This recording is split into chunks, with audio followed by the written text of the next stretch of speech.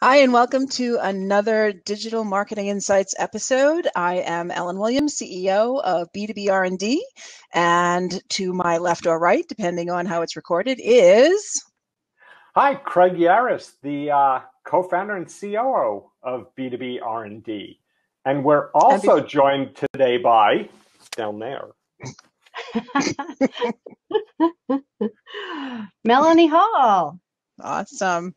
So yeah, Meloney jumped on board before we even started recording, which is awesome, and has been participating in our Digital Marketing Insights labs for quite some time now. And happily, we are all working together. We are launching a video project next week. So we'll have more about that next week when we blab. But for today, the topic we're starting with, at least, is SEO. Now, I am certainly going to say up front, I am not an SEO expert. So I am going to defer the conversation to Craig, who definitely has more experience than I do. And without knowing your depth of experience in SEO, Meloney, we'll just open up the conversation to are there things new in 2016 in the world of SEO? Okay, next question. It's kind of like the old days when I was yielding to Craig first. Yeah, there definitely are. But I think it's this: what's old is new again. It's the bringing back some of the things that people used to do long time ago, like 2014, and attaching those things to these new tools like video. And making sure your video on your website is optimized for these search engines. At least that's my take on it. For right now, it's a lot of the same that's different, if that makes any sense. Is that because video is we've been hearing about video for years, and right. And over the last 6 months, I've been saying to people, every year they say it's the year of the video. Well, it's finally here.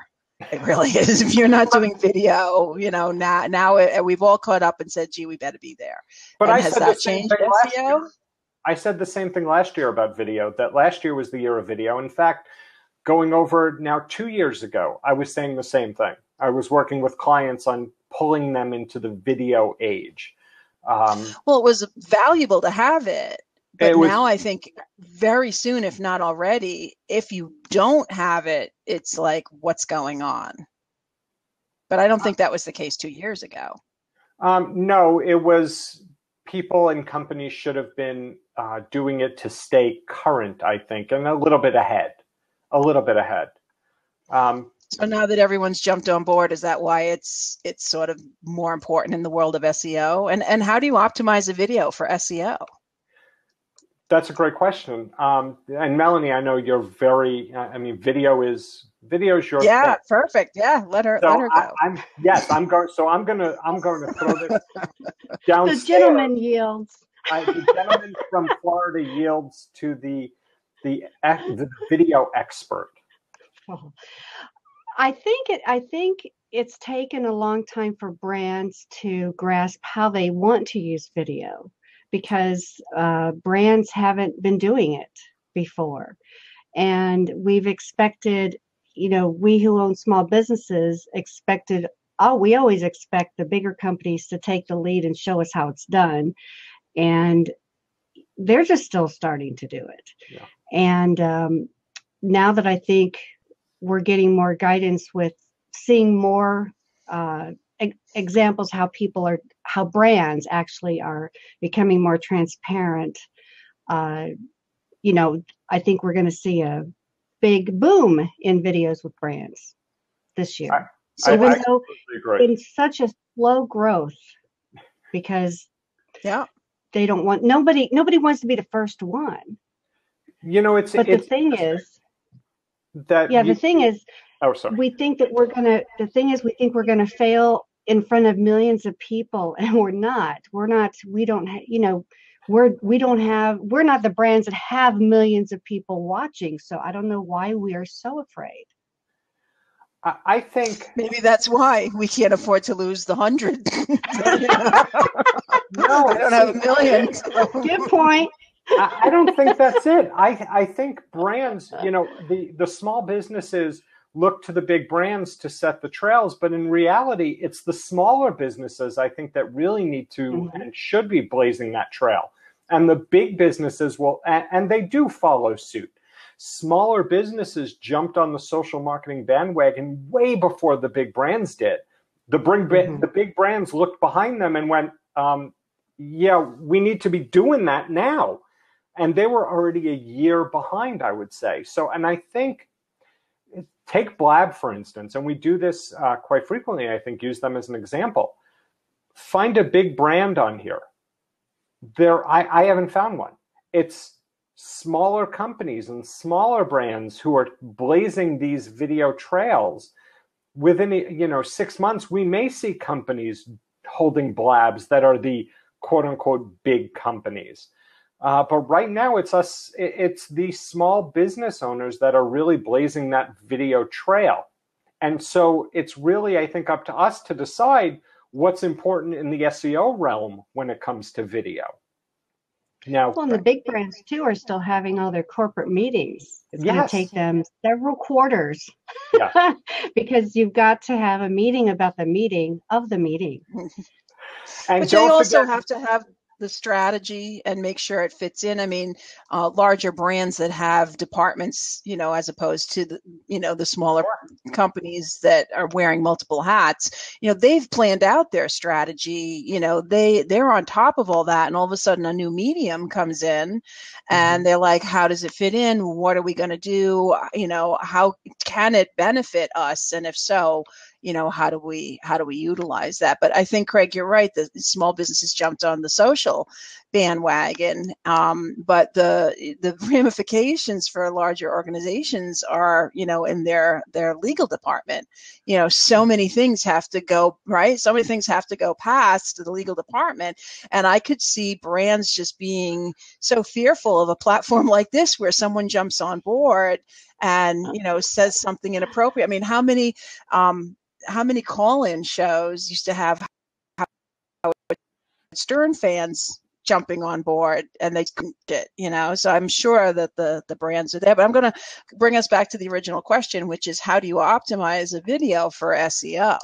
Well, to me, you have to take advantage, if you're using whatever platform you're using, if you're using YouTube or Vimeo or Wistia or whatever, Dailymotion, whichever you're using, take advantage of the tools they already built in to the system for you to optimize. And for instance, YouTube, they give you unlimited amount of, I think you can do up to, I want to say 10,000 characters in the description. And then you have up to, I want to say 5,000 for the tags when they're all put together. You can if your channel permits, if you have the magic boxes unlocked, you can do your own thumbnails instead of them picking the exact moment that they want. They've gotten better about that, but use those tools. And because if you're used to just slapping your videos up there, and it just tells you, the only thing that YouTube automatically puts in the description is the date it was submitted. So no one's really going to find you if you depend on people to find you. Some people don't want to be found, but that should not be the case for a brand. Exactly. And if you don't want to be found, it's very simple to make your videos private. Within the B2B R&D channel, we have a few private videos because we had done webinars that were only open to our subscribers. So those are there, they're private, you'll never find them, they're not optimized. But you're right, YouTube as the #2 search engine opens the book on your video. Do what you want. Like you said, I think you're right. I think the character limit's 10,000. That's, you're writing a book on your video. Nobody's doing that. Take advantage of it. Get the keywords in there and be creative. Don't just do what I guess people fall into the trap of, okay, our video is about marketing, so we use marketing.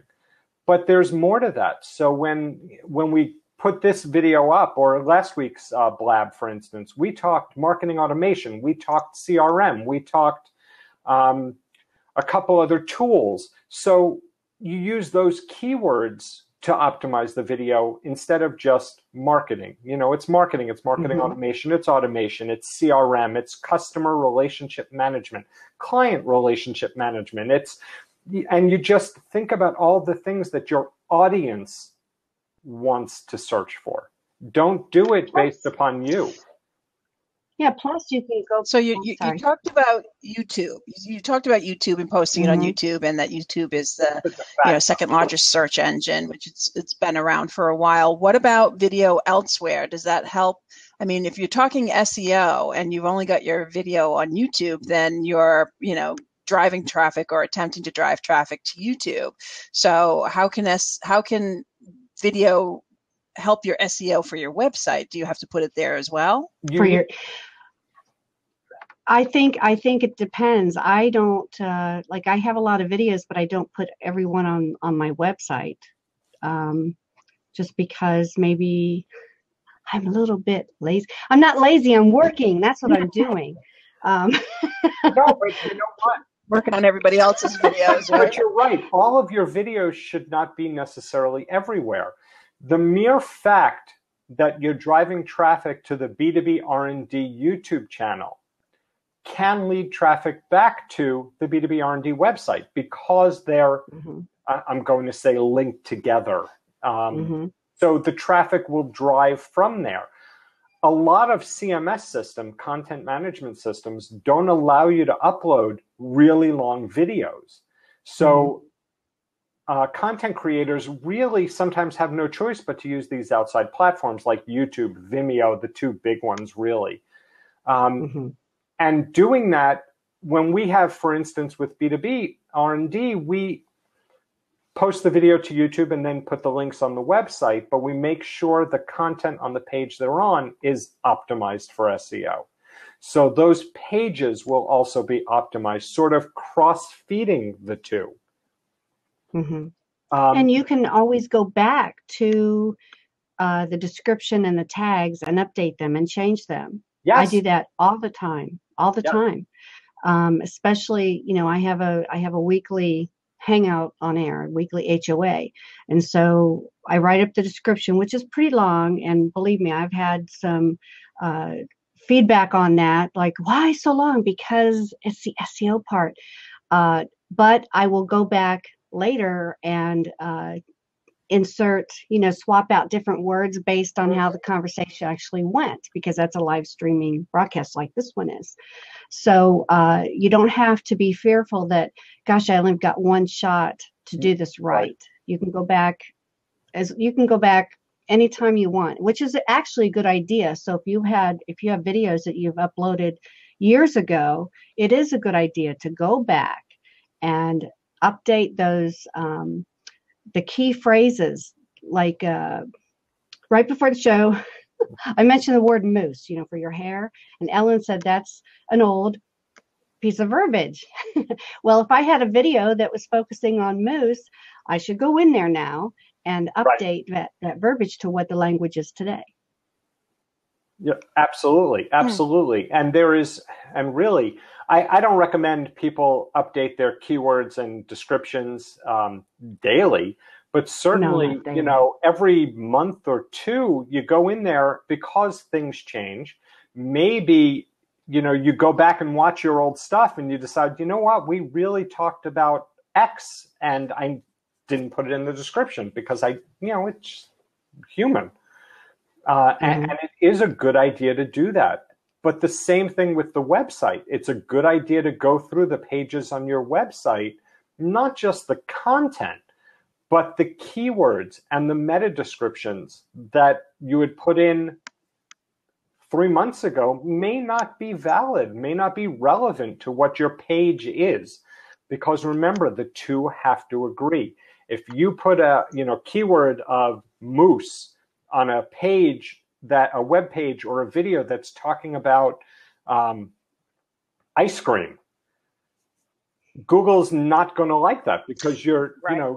you're trying to sort of game the Right. Google system. Everything has to be right. All the aspects of what you're doing have to sort of jive together in order to. It's not even that Google or any other search engine won't like it. It's that it doesn't make sense from any other point of view. If I'm doing content on a specific topic, I want everything around that topic to relate to it to try to drive more traffic. You're right, Ellen. However, there's a lot of, and I've always heard talk of the white hat, black hat SEO tactics. But that black hat tactic could be, a keyword search on moose drives more traffic than ice cream. So therefore, I'm going to keyword stuff my, sort of the back end of my website with moose because it'll drive more traffic than ice cream. Right. So right. But we're talking best practices. Absolutely. So there's always a way to get around everything. And but what's really the right way for SEO? And there's always those out there trying to find a way around, because obviously the more traffic you have to your website, if your website is monetized, obviously you want to have more traffic because you'll make more money. And if you're finding ways that aren't best practices in which to do that, eventually it's not going to work. And then you'll move on to something else. But we're really not the focus.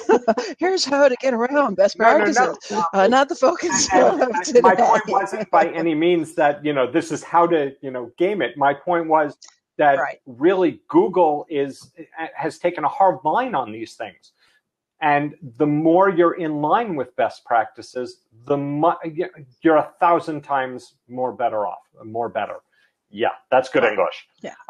You're 1,000 times better off when, and they make it easy. And I've always believed that if you appease, Google, Yahoo and Bing, you're going to be golden there, because they're a step or two behind, I think, Google in that regard. Google is the #1 search engine. Bing and Yahoo do take much less traffic. So, and Google outlines everything you need to do to make your site better. In their webmaster tools, they basically give you their book and say, "Hey, do this." And the same goes for video. This is really a timely topic because Rand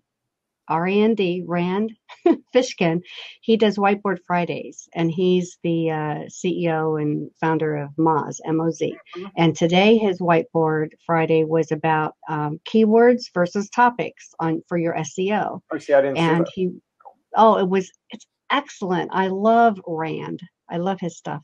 And he talked about how we're used to focus on keywords. That's all we focus on. Like, okay, what keywords can we use?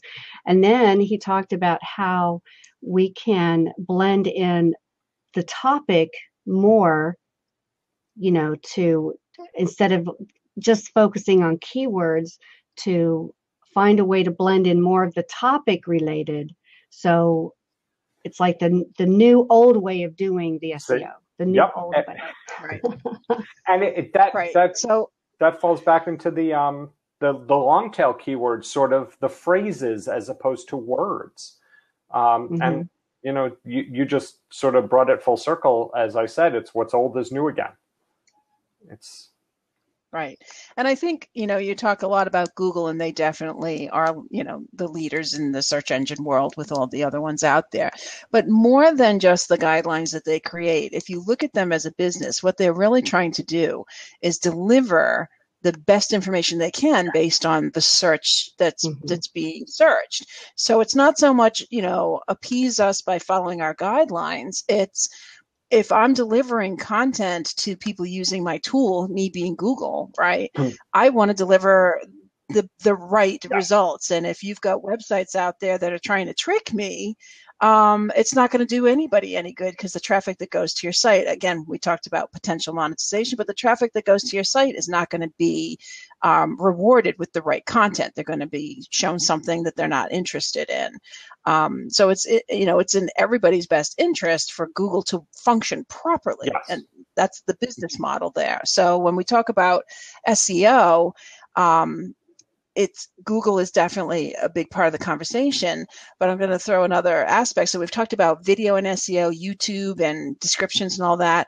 What about social media, and how does social media then affect SEO? Well, what's really nice is now, well, it's been this way for a while, and people are just now getting the idea that hashtags are searchable in search engines now. So use your hashtags, and oh my goodness, you can hashtag anything that makes sense to your end user. Half the time I do a search whenever I'm on Twitter and I want to know about a topic, I will just hashtag and put in the words I think will get me there. And there's always someone's already created that hashtag and people are already having that conversation. So hashtags are very relevant, and we need to, particularly brands, you can get specific with your hashtags that's specific to you. Like mine is Achieve Beyond, but I'm not the only one who uses that hashtag. A lot of people in sports use that hashtag. Right. Achieve Beyond, run the race, whatever. But still, because I'm consistent with that hashtag, it's familiar with my brand. But if I use someone else's hashtag because it's the conversation of the day, I can be relevant to what that current conversation is. Rather than me hunting and pecking trying to find it, I can easily find it through hashtags. Now, are hashtags relevant on all social media platforms? I think so. I think LinkedIn was the last one to struggle because they know what you're doing. They know why you're doing it. Yeah. They are, I think they're most relevant really on Twitter and Instagram. Yes, you can use them on LinkedIn, but again, the audience, they just don't get it. The same with the Facebook audience. They really don't get it. And a big thing is talking to your audience where they are. And remember, Twitter has opened to Google search engines. So really not just hashtags, but any words that are important are indexed now, not just by Twitter, but by Google itself. So you're getting that sort of double benefit of SEO in that regard. Instagram is not the same. It's the hashtags. I think they're very important on Instagram, but it's only for the Instagram community. And I find we have, Ellen and I have the Lego me.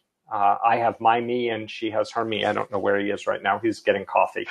And whenever I would use him, I would use a hashtag Lego me. Next thing I know, I'm getting followers that are, adult fans of Lego, teen fans of Lego. And it's amazing how quickly that will happen. But it's only within the Instagram community. I think... Well, Google Plus is real heavy on hashtags as well. Yes, I always forget Google Plus. To me, and so Google Plus and Twitter, those hashtags are found in a Google search. Instagram is self-contained. Yes. I'm going to go back to your LinkedIn comment that I think is interesting because you said people at LinkedIn don't get it. But I think a lot of people at LinkedIn are on Twitter. Certainly, I am, and I get hashtags, but I don't see the value at LinkedIn because I feel the conversations are different. Hashtags are useful, especially at Twitter, because you have such a limited space to get your point across. So you can say something, and then a couple hashtags can expand your communication without having to make a complete sentence, which I don't think works well at LinkedIn. I want to have a complete sentence. You have the paragraph. And then if you talk about Facebook, the hashtags on Facebook they're one and done. People hashtag a sentence on Facebook, which I bugs know. the heck out of me. I know. But you're never going to see it more than once, so the way people use hashtags on Facebook aren't even searchable, which is fine because your personal profile is supposed to be private, but it's not. That's a whole nother conversation. Yeah. But and here's the thing. So from an SEO standpoint, the hashtags are most valuable than just on Twitter and Google Plus. I think so. But remember that, when I say people on LinkedIn, they don't get it.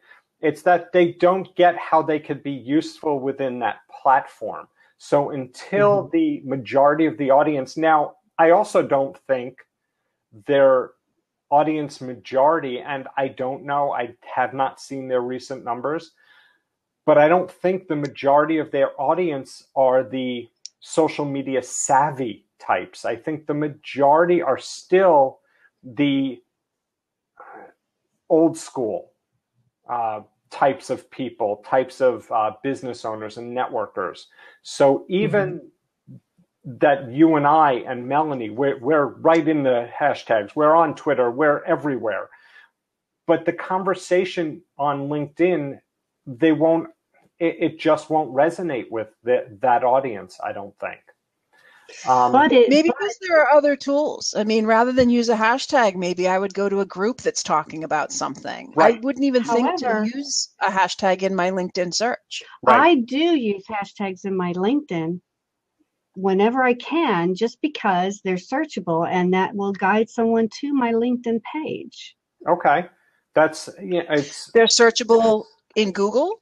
LinkedIn hashtags are so searchable. Anytime you have because LinkedIn is searchable. LinkedIn is yes, it is indexed by Google. So if you use a hashtag on LinkedIn, it may not, things fly by your the people you're connected to on LinkedIn mostly. But if you use a hashtag within your LinkedIn message or your post, the public post, it gets indexed. So that leads people to your LinkedIn profile. So let me ask a question from an SEO standpoint. Does the search at Google have to include a hashtag? No.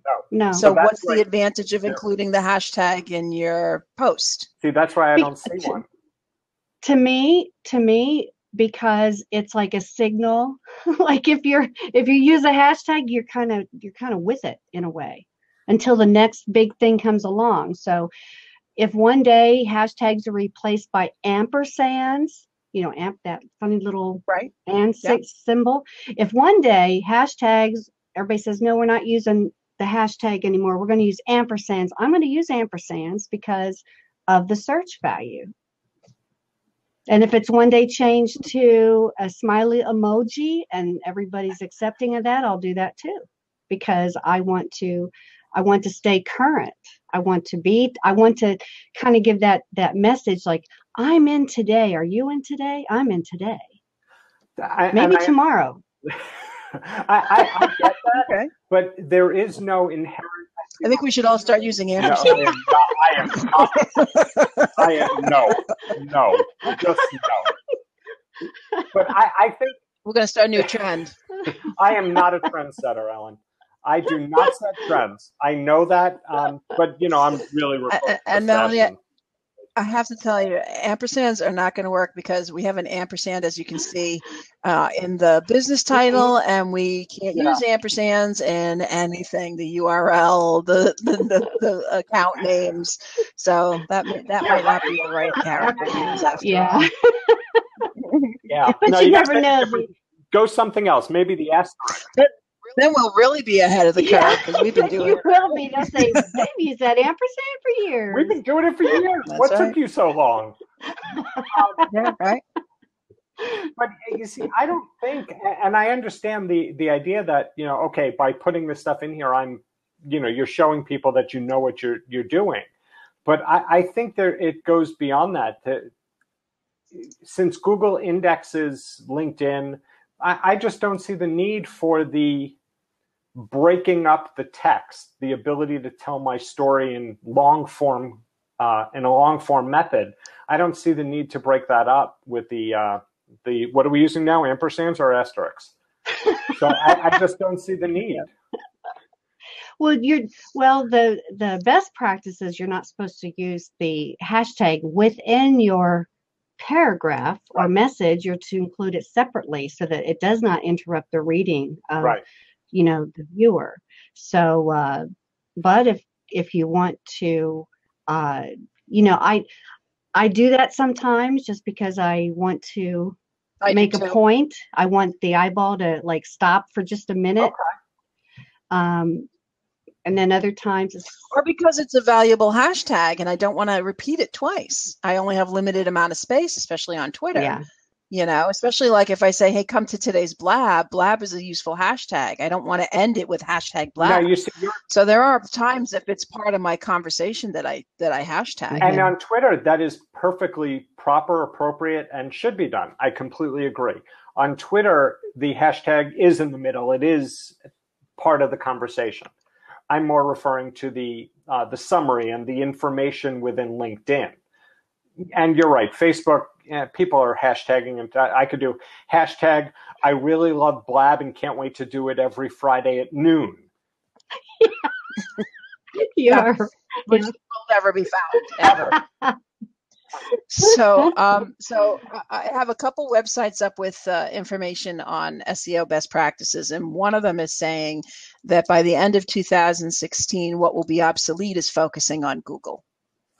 So from an SEO standpoint, and I know, I wrote a couple blog posts about the future of SEO, the future of search, and Google, although maybe not getting, heavy competition from places like Bing and Yahoo, because they do have a majority of the searches, they are getting competition from Instagram is community based, right? Mm-hmm. So if I'm trying to drive traffic to my website, which, if it's SEO is search engine optimization, then driving traffic to my website in any other way, I guess, isn't.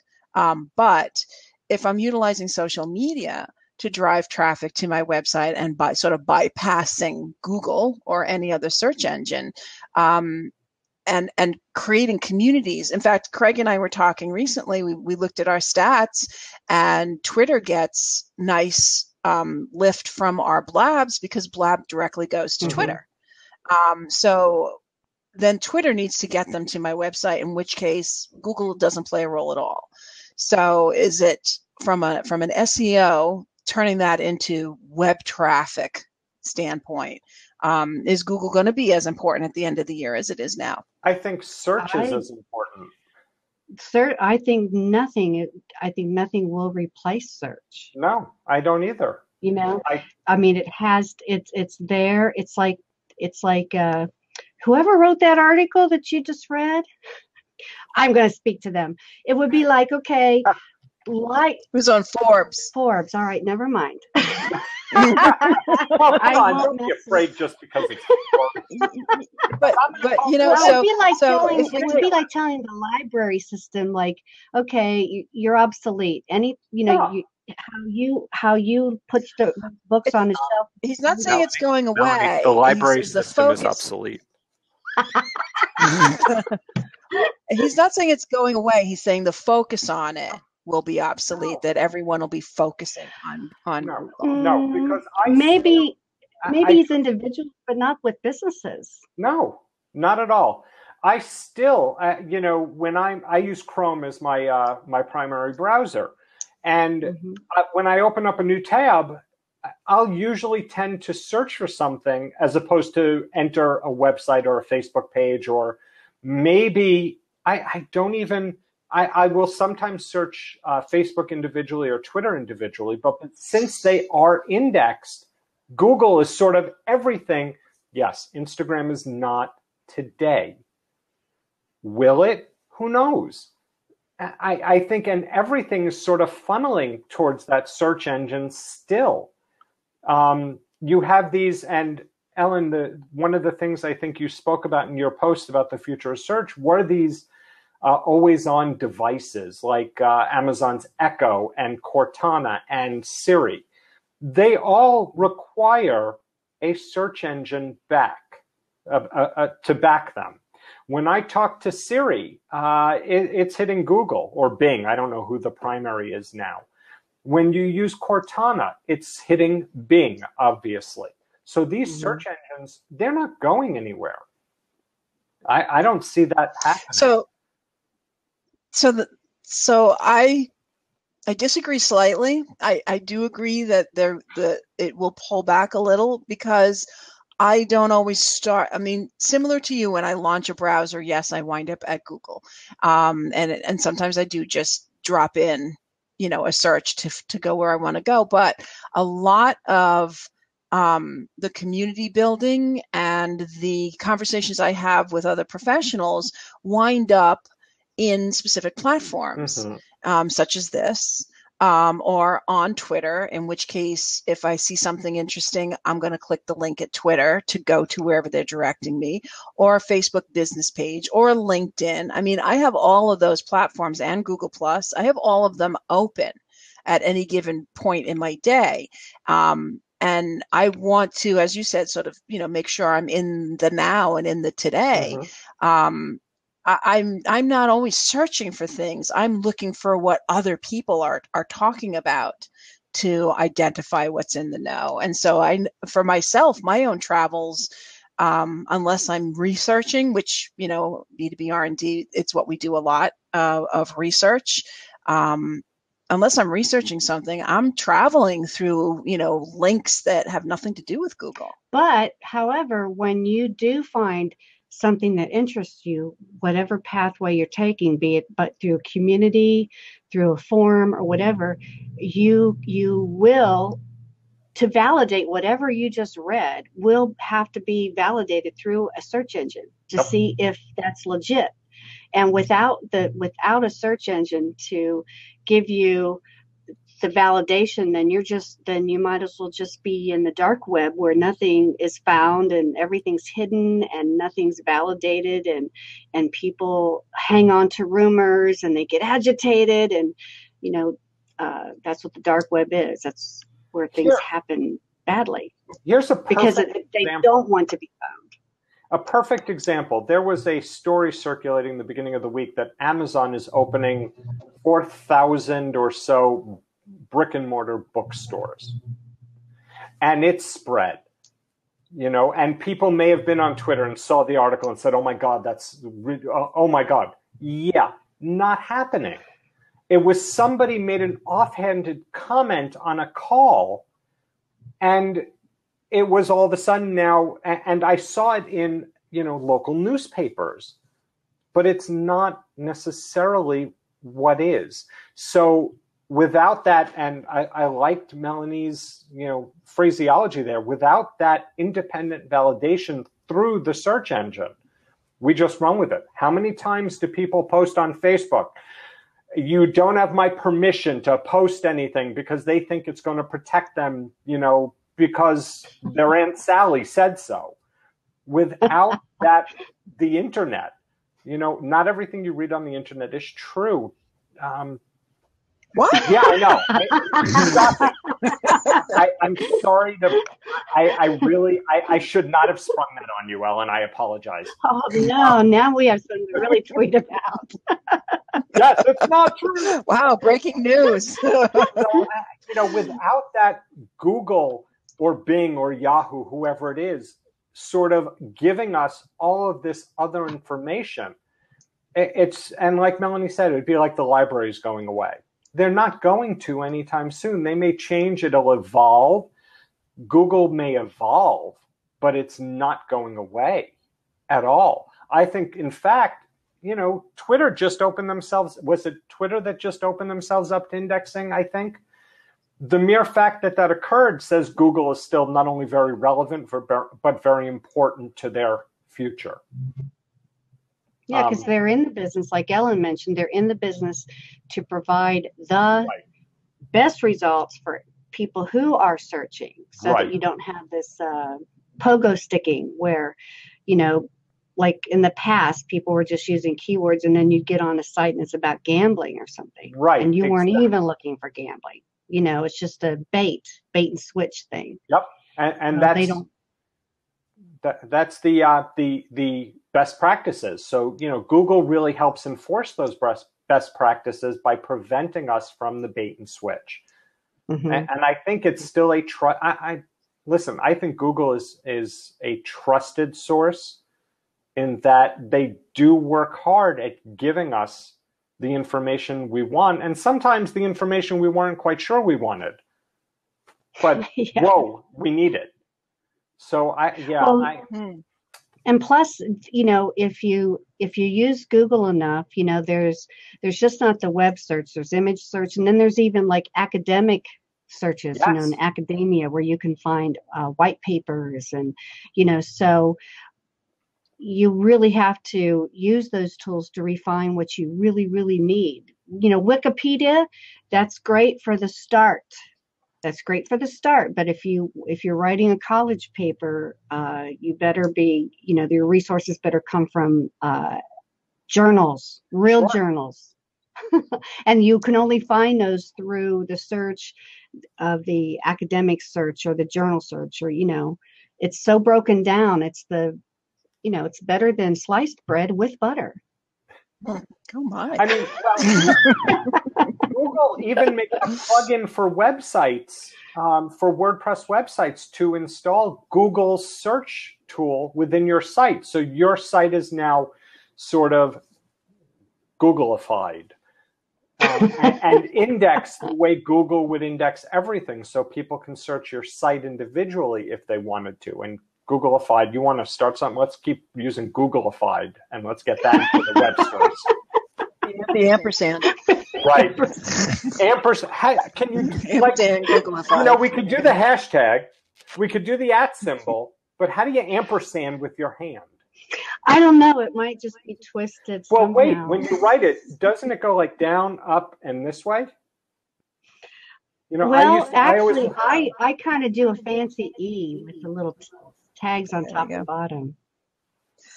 I don't make it look like General Mills cereal. General Mills cereal is really close to an ampersand. Yeah, that's a nice one, actually. Really close. All right, last question about SEO. The importance of local SEO. How do you leverage SEO from a local standpoint? So we talked about video and social media, and that can, those can play in as well. But is there such thing as local SEO, and how do you really leverage that to help a local, especially like a brick and mortar business, which would be very local, or even some service businesses prefer to stay local. Mm-hmm. Local SEO is not only important, but it probably will become more important over the next 12 months. And the ways to do that are, again, they are simpler than you think. Google still has, although the Google Places pages have sort of gone away, they still want your location data. When I search here, I'm in Florida.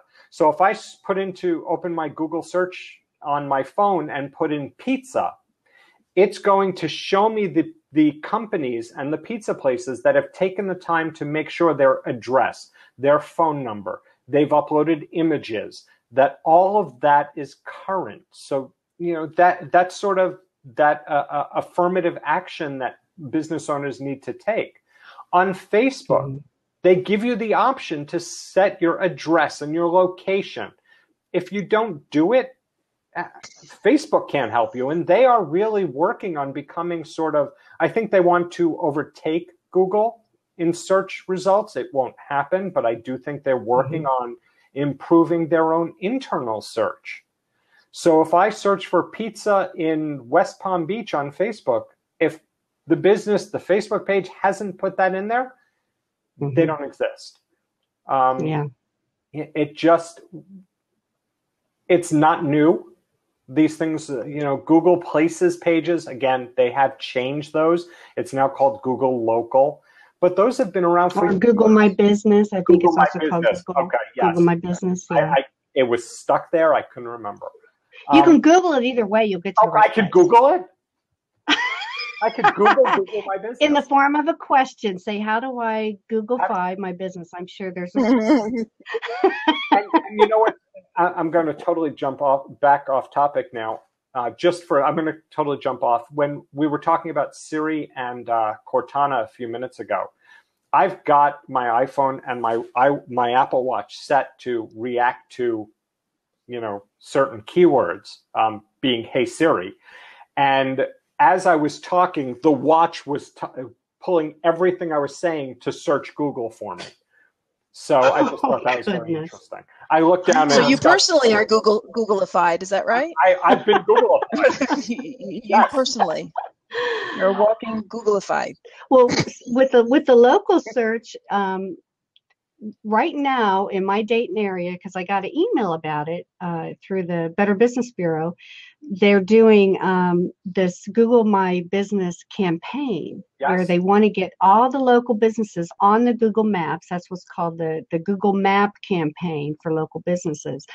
And they're looking for people to actually go to the businesses and talk to them about, are you on the internet yet?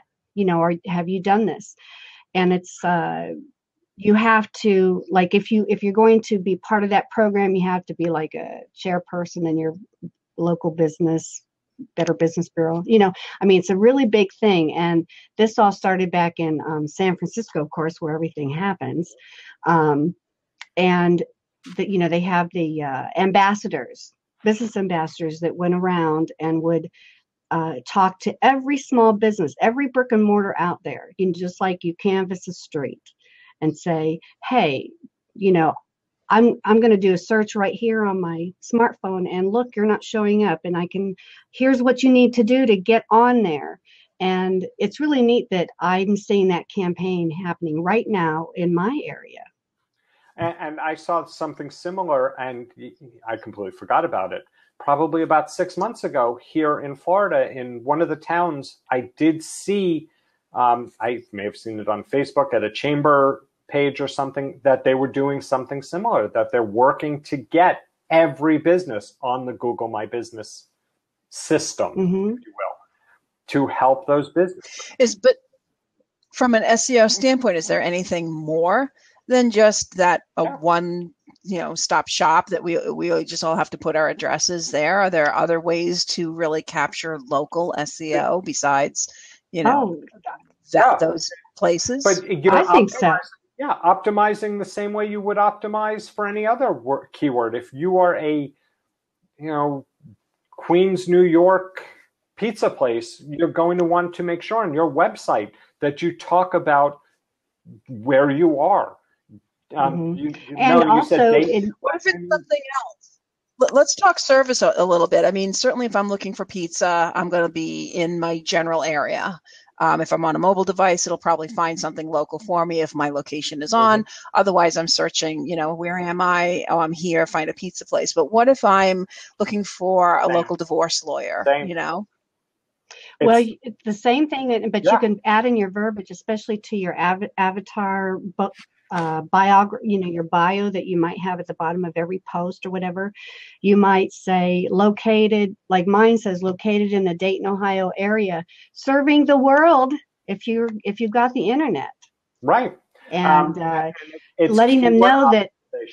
Yeah. So the keyword, regional, worldwide, service based. When I first started, I had this radius of like serving this radius, the way they would have you set up. That went nowhere because, it's like, what's my radius? I think the max back then you could set it up like 200 miles away from you. It's like, I'm on the internet. Why can't I go further than 200 miles from my borders, where my little radius?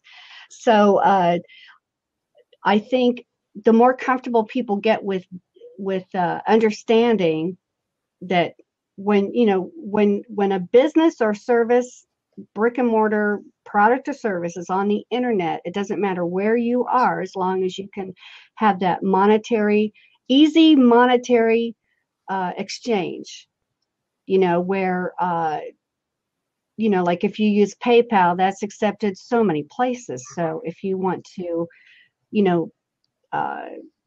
if you want to be open to the world, then make it very easy for them to pay you and to contact you. Yep. And it's just the mindset. And I think Amazon was the trailblazer in helping people understand that you can buy anything over, at your keyboard, anything, type it in and it can come to you. And it's the same with services. Right. But for those who want to stay local, a local, like I said, if I'm looking for a divorce lawyer, I don't want one servicing worldwide. I need one that understands, I may want to see them in person, and certainly the rules and laws of one state are different than the laws of another, or an accountant or those types of services. It's got to be more than just who's nearby. Yeah, like, then I would, picking a pizza place and picking an attorney are two completely different things. I would play up in your verbiage that, what are your office hours? Do you take walk-ins? So people get the impression like, wow, I can go there. This is you're at the location at the corners of First and Main, just really play up the local, like we're right next door to Sam's Pizza. You can, just really play up where you are. So people know like, wow, I could have a pizza before I go to that appointment downtown. And here's the parking lot, the parking garage, and they'll give me a token. I don't have to pay for parking. Just really play that up. Local businesses on a website can have in their footer, so it's on every page, located at the corner of First and Main, Port Jefferson, New York. So now all of a sudden, that information is there every page. And like Melanie said, you talk about, John Smith is a divorce lawyer serving these communities, and you'll see that. It won't just say Nassau, Suffolk County in New York or Palm Beach County in Florida. It'll say serving the communities of X, Y, and Z. Yeah, I did a website for a big iconic church in downtown. And, the whole point was they want to remind the members that they're not a museum. They're actually a church you can go to on Sundays. So, because it's been there forever, but like, no, isn't that a museum? No, it's a functioning church. And so to get people to know it's a functioning church, not only did we make sure the times and the street corners were listed, we put bus routes on it. There you go. Bus routes, that the buses run, it's downtown, you can catch the bus and catch the 10 o'clock service. And here's the bus route. Here's, it's 2 blocks from the bus central depot. Just, to let people know that, come to our building. Yeah. See, and it's just that kind of everyday language that, years ago we never considered it SEO optimized, but it is. It's locally optimized. So if I'm looking for the bus schedule in downtown, am I going to wind up at a church website? If it's done well, maybe. Yeah, especially if you say, I need to take a bus to church on Sunday. Yeah, if you've got that verbiage in there, then you will find that church. What time that get off the bus at this corner and walk 2 blocks south, and you'll be at that church. Yeah, and that's why a lot of websites won't just say click here for directions, which will bring you to Google Maps or MapQuest. They'll actually write out the directions from different areas that people would typically travel from. So like coming from the south, coming from the north. I mean, there's a purpose for that.